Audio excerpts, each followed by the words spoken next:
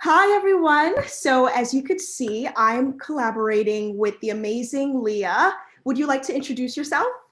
Yes, thank you. So my name is Leah. I am also a YouTuber. I have a channel, Leahs Legal Life, that I started a year ago, I think, where I document my journey to law school. So I am currently applying to law school. I'm also a paralegal like Zoe. Yeah, I just am really excited about this collab. This is my first collaboration. So I'm happy it's with another fellow paralegal. Yes. So, I definitely will tell everyone to subscribe to Leah's channel. It's amazing. I've been watching her journey well, since she started posting it. And that's why I had to have you come on my channel, especially like you said, you're a fellow paralegal, and there's not many of us that go on the route of switching to the law school journey. So, what stage of your law school process are you currently in? So I am in the retaking the LSAT and working on application phase. So I first took the LSAT in August and it just didn't go too well. So I'm retaking it this month actually in about a week. And then I have been working on my applications in the meantime though. So I'm revising like my personal statement, diversity statement. I'm really learning it's a lot of writing because some schools Yeah. optional essays. So I'm trying to work on all of that. But yeah, I'm in retaking slash applying phase. Wait, so did you take the flex exam? I took the flex. So I do like that it's a shorter exam, but I do think because they had to get rid of one section, it's basically you kind of have more consequences if you miss more questions, whereas you kind of had the two LR sections that kind of gave you like a little buffer. But Yeah, it's shorter and in your house, and it has its advantages and disadvantages.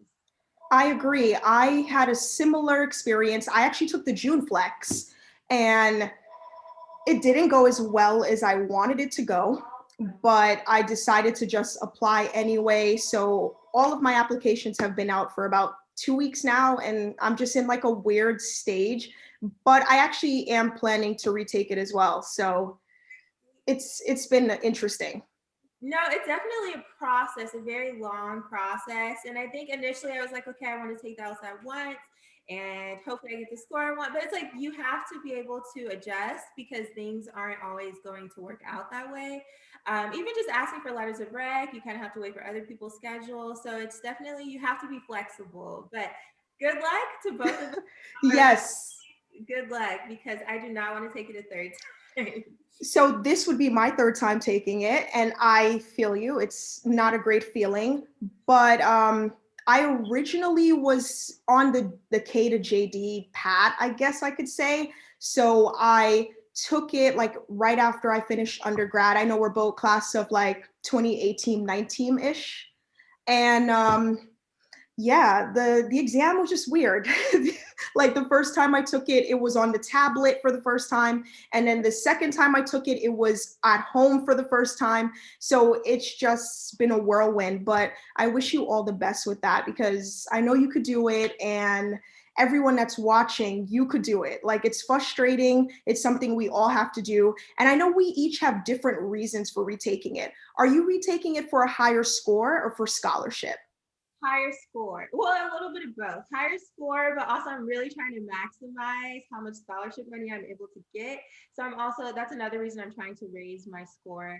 But yeah, it's definitely all the changes to the exam itself. And then it's like you're in the middle of a pandemic, and then Yes, and the election. it's like there's so many things at once that you have to like to adjust to or like just deal with. That's why I'm really just like, okay, this election, I'm so glad I had the day off today because I couldn't. So, although everyone's watching this video a little later, we're recording on election day. So, definitely a special thanks to Leah for doing this collab on this day because I know everyone's at home shaking in their boots right now. So, let's hope for the best outcome. That's all we can do. So, tell me a little bit about your backstory. Why did you become a paralegal? So I became a paralegal because I was honestly, well, I'm in my second gap year technically since graduating college. And I was just looking for some sort of legal experience to have before going to law school. And so I was considering either being a paralegal or a legal assistant or volunteering at like a legal aid office near where I live. And I, by the grace of God, got this job. It actually took me like a year before I was able to get a job within the legal field, which I was very excited about. So yeah, it kind of was just to get that experience before attending law school. Wow, yeah, that's very understandable. A lot of people want to see what they're going to do before they jump into law school. And I always give that advice to everyone that asks, everyone that's watching this video right now, please make sure you do like what Leah did and get a paralegal job, or at least, like you said, you almost volunteered at legal aid, which is great experience as well. Mhm. Yeah, volunteering, I think that's another thing a lot of people might not consider, but you can still work another job that's not necessarily dealing with law, and you can volunteer somewhere where you can still get that experience. And that's what I was going to do again before I just happened to get this job. But I was really interested in volunteering at legal aid as well. So that's another thing any viewers could be able to consider. So I know there are several different ways of becoming a paralegal. How did you go about it? So it was a little bit of luck. I feel like I personally don't have a paralegal certificate. And I think the job search was especially hard because a lot of them require so much experience or like Yeah. 3 years experience. And I'm like, I just graduated. I don't have that yet, or they required a certificate. But one day I was up and it was like midnight or 1 a.m. and I was on Indeed and I happened to come across my job, and it was one of the few jobs I had found where they say we're willing to train, like no certificate is necessary. And I applied right then and there, made sure I set up the interview really quickly. And because it was a job I wanted so badly, I was like, this is the only one I found. So they're your certificate or all this amount of experience. I have to do well during this interview. So I really, really, really prepped for it and was just doing practice questions. Um, but yeah, I don't have a certificate. So for anybody out there, I know the job search can get tough. I personally, like I said, it took me a year since graduating before I found my particular job. But it is possible, and there's different routes for everybody. So I think that's another thing to consider. Like, just hang in there. Yeah, I actually am in the same boat as you, which is surprising because I never meet other paralegals like that. I did not go to college for it either. My degree is in like communications and pre-law. So when I realized that I wanted to do something with a legal background, I was like, same thing on Indeed, on LinkedIn, and everyone just keep shooting your shot. Just take a chance. Someone will open a door for you, and then just make sure to pay it forward in the future when you could open a door for someone else. That's you said it perfectly. Yeah. So I realized that you mentioned law school a little prior to becoming a paralegal. So when did you realize that you wanted to become a lawyer? I would say I realized in high school, and then I kind of, well, basically, I was a part of this law academy that my high school offered, which just meant you took extra classes that were centered around law in some way. And it was a great experience. It was the first time I had ever found out about the Innocence Project. And that's something I really thought was amazing. I was like, I have to do law. I love law, which I did. But I also had an interest in psychology. So I also wanted to be a psychiatrist. Wow. So when I started college, actually, I was a psychology major. But I found that when I was taking the classes, I didn't connect to the material as much as I thought I would. But I was also taking some sociology classes, and I was just like, okay, I love this. Like, I was so excited to do the readings, to even talk to my professors about them. So I ended up switching. And that major actually kind of took me back towards going to law school, particularly practicing public interest law. So it was kind of like I knew in high school, but I kind of got led towards psych. I thought that's what I wanted to do, but ultimately, I feel like now I can really say, like, I want to be a lawyer. I'm going to be a lawyer. So that's kind of how it happened. So did you graduate with the psych major, or what major did you finish with? So I had a sociology major. My undergrad didn't have like a pre-law major, unfortunately, But I was able to get a little bit of experience in undergrad through internships and things like that. But I ultimately did a sociology major, but I did have a psychology minor because I do still have a strong interest in psych, but just not as my future career.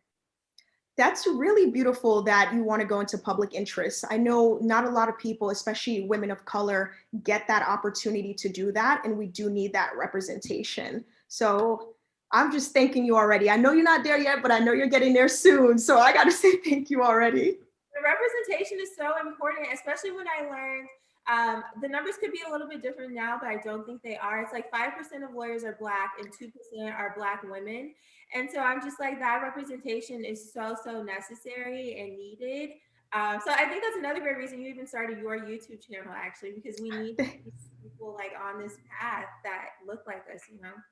So, shameless plug, I'm actually wearing a Black Girls Do Law shirt right now. And and I did not know that only 5% of lawyers were Black until I got connected with Jazz Talks Law and I didn't know about the 2% until Black Girls Do Law, and it just blew my mind. So I'm in New York, and it's very like diverse. That's the best way to put it. So you could be very blinded to how small of us are in the field because it's always around. You're in California, correct? I'm in the Bay Area, which is also a diverse place. But, and again, I didn't learn that statistic until, well, when I was like in adulthood, I guess you could say. Yeah. I think you just know, I don't think. But when I learned it too, I was just like, wow, like just wow. It's crazy, Yeah, I know. especially being that a lot of minorities people are the ones that are dealing with the law on a daily basis. It's very saddening to know that there's not many of us supporting or trying the best to advocate for those people. Not saying that other people can't, because there are other races that help us out and they're very kind and loving towards us, but representation is important. Yes, and Matt, I was thinking about that too, just when I was kind of thinking about what type of law I wanted to practice. And I just felt like walking in a courtroom and you see no one who looks like you, like the judge doesn't look like you, the other attorney doesn't look like. I mean, I feel like all of that, you definitely need that representation. We really do. Definitely. I don't know if, because I know every paralegal is different. I don't know if you work inside of court ever. Do you? No, so I work at a very small firm. It's actually like a family-owned firm, and they primarily practice personal injury law. So almost all of their cases are settled out of court.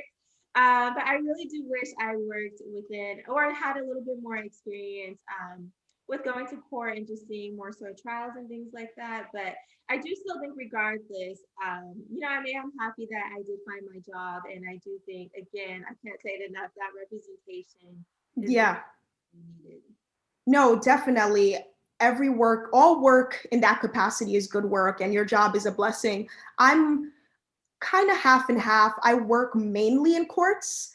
So, like you mentioned prior with the representation, I know what I'm going into based off what judge is in the room and the demeanor that person is in. I almost said he because typically, for some reason, I'm mostly in real estate and entertainment. And in those two arenas, it's typically male dominated, which is also something we have to work to change. But yeah, we just got to pray for that representation.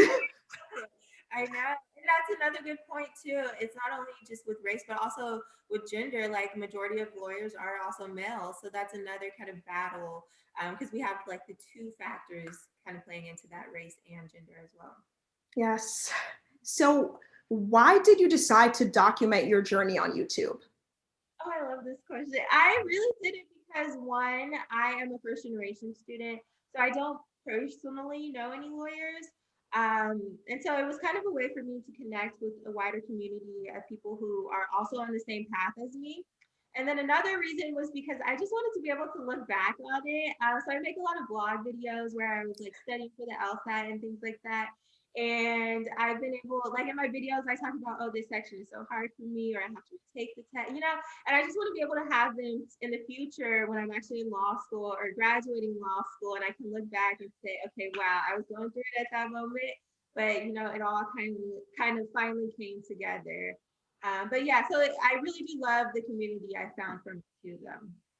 Yeah, I feel like I'm part of your community because there's been times where I've studied with your videos. There's been times where I'm like, this cannot be happening. And then I also love that I felt like you went on a similar journey with finding the correct material. I'm also a first gen for law, not for undergrad.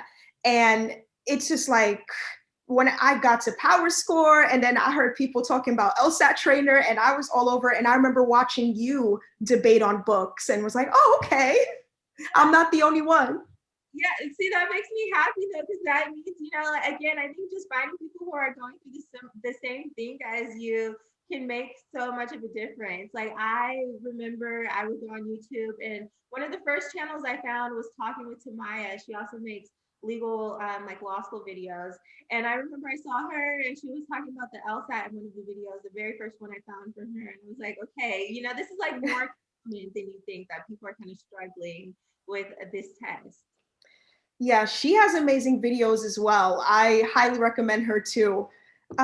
So going back a little bit to your paralegal role, do you feel, and let's incorporate YouTube in that too, do you feel like those two separate experiences are going to help you in law school?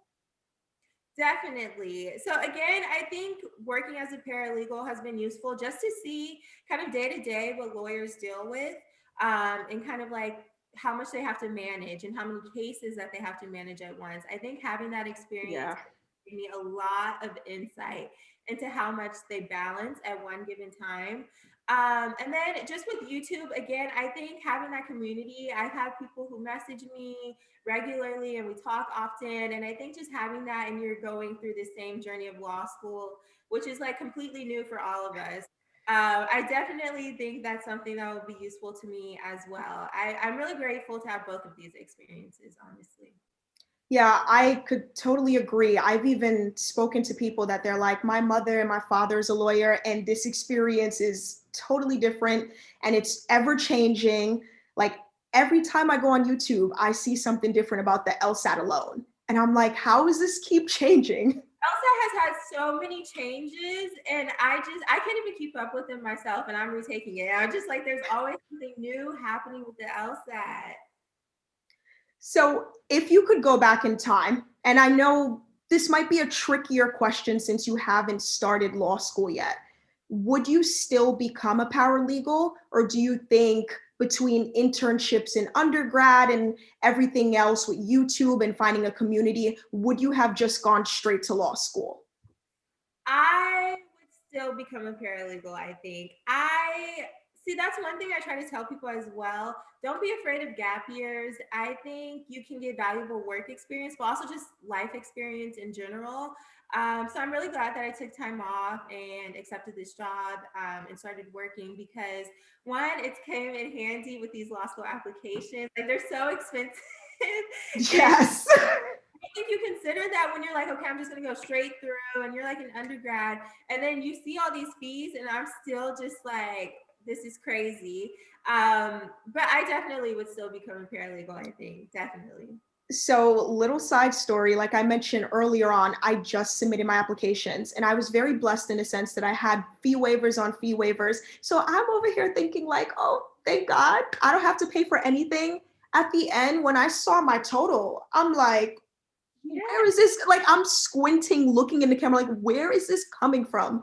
Because even just the $45 fee. So, just a little tip to everyone watching, look for resources, search for fee waivers, look for sponsors, or get a job. It doesn't have to be a paralegal or legal assistant job, but do a job that you're passionate about, that you could learn from, that could help you pay, because the applications are ridiculous. Adds up so quickly. And that's the thing. They charge for every little thing. I'm like, if I sat down and added up how much I spent on retaking the LSAT, on all the LSAT prep, on these applications, like, I don't even want to think about the number, but I know it's astronomical. No, it's I tried counting in the beginning because I was like, okay, my total isn't going to be that bad. And then after like a certain amount, but then again, I'm applying to a higher amount of schools than most people. I feel like a lot of people apply to like 1 to 5 schools, and I'm applying to more schools in 5, but it adds up. I know, I know. So, what advice would you have to give to someone that's interested in attending law school? This is a good question. Well, first, again, don't be afraid of gap years. I know I've had people message me and they're like, oh, I want to go straight through, but I might have to take a gap year. And it's a very stressful decision, but don't be afraid of them. I guess another piece of advice would be to start things early. I feel like you don't realize how much time the applications will take until you're actually sitting down to do them. Like I know all ask the basic questions that you have to answer, but I more so mean time as in your personal statement, your diversity statement, and really perfecting those documents. So I would say start early because not only do you have to work on those essays, but again, the LSAT is also an obstacle and it's like ugh, I have no thoughts on the LSAT, but I just would say give yourself enough time to get everything done so you're not rushing towards the end or kind of stressing yourself out. Um, and I guess the last piece of advice would be to just keep going. I think during this journey, there's might be times where you're just like, this is too much, or maybe I should just not do this. Just keep going. That's my piece of advice. Keep going. I totally agree. I know my process took longer than some people, anywhere between 3 months to 3 years, I've heard. So you never know how long your personal statement is going to take you. And then I even know people that they wrote their personal statement in one night, had one person look it over and they were fine, but their LSAT, they had to retake it. So there's no shame in taking a gap year. Right. That's definitely, I would agree with that. I think well, plus I also think the gap year has its benefits, not only to give you more time for stuff or to get work experience, but also just to take a break. I think law school is such a Yes. commitment. Everyone I talk to is like, law school is unlike undergrad. It's nothing like that. And you can't just cruise by in law school. Like, it's such a huge commitment that I think having time off has really been beneficial just be to just live, because law school is a lot and you really have to be ready to take that on. It's funny because I got similar advice, and that's actually why I started taking my channel towards that direction because I'm like, I need to remember what I was going through before it blacks out. Because you know how many people I've spoken to that they're in like their 3L year and they're like, I don't remember anything from my application. It's just completely blacked out. Yeah, I have a friend who she's a 2L and she also said the same thing. She was like, I don't know what I wrote about in my personal statement. I can barely tell you my LSAT score. And I'm just like, how do you forget that? but it, I'm like, it's so traumatic. How could you ever? it's like a thing. So that's, yeah, like you said, to have these videos to look back on, I think we'll both be really happy that we did it. Yes, and I'm extremely happy that you came on today and you participated in this because I know you gave some great advice. And everyone, please make sure to go check out her channel. Make sure to follow her on all her socials. Would you like to give those out? Yes. So my YouTube is Leahs Legal Life, and so is my Instagram. So make sure you follow me on both. And thank you so much for having me. I really loved the questions that you asked. Thank you. So everything will be in the description box below. All right, bye everyone. Bye. Thank you for having me.